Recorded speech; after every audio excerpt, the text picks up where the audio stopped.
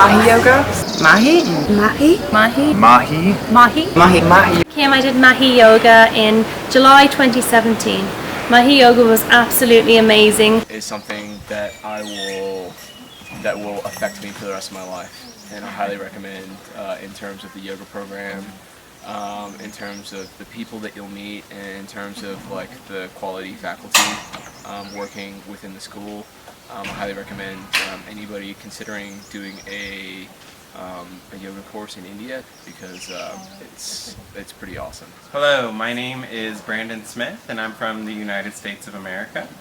I came here to study yoga in India because the teacher trainings that I would receive back home were a lot more commercial based and not so much of the spiritual or anatomical philosophy things that I got here.